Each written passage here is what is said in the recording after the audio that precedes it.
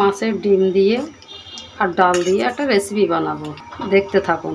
এগুলো হচ্ছে মাছের ডিম, এটা হচ্ছে ডাল বাটা, মুসুরির ডাল বাটা, আদা রসুন পেস্ট করা, কটা কাঁচা লঙ্কা দেওয়া, অল্প অল্প করে পেস্ট কুচি দিলাম, একটা লঙ্কা জিরে আর পেঁয়াজ বাটা আছে, অল্প করে লবণ দিয়ে দিলাম, আর অল্প একটু হলুদের গুঁড়ি দিলাম।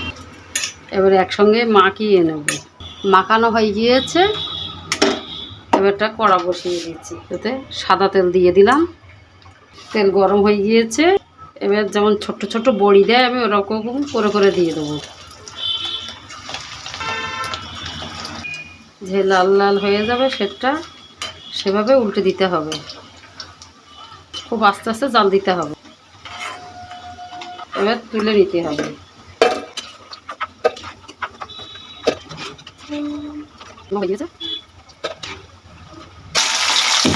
ছোট্ট ছোট্ট দুটো আলু গোটা গোটা করে ভেজে নিতে হবে।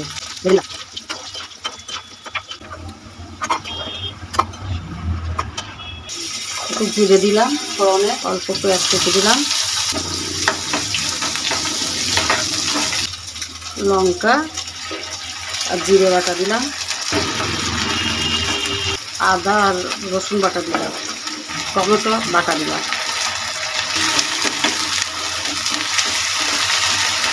অল্প করে লবণ দিলাম, আর একটু হলুদ দিলাম, অল্প একটু পানি দিয়ে দিলাম। এবারে আলু টুকরোগুলো দিয়ে দিলাম, আলুটা দিয়ে একটু কষিয়ে নেব। আলুগুলো কষানো হয়ে গিয়েছে, এসে বড়াগুলো ঢেলে দেবো। অল্প একটু কষিয়ে নে, এটা কষানো হয়ে গিয়েছে, আমি দিয়ে দেবো। 5 মিনিট হতে থাক, একটু অল্প করে চিনি দিয়ে দেবো। বড়াটা একটু মিষ্টি মিষ্টি লাগবে, অল্প করে। ফাইনালি হয়ে গিয়েছে, কেমন হয়েছে দেখো, একবার এরকম রান্না করে দেখবে কেমন হয়।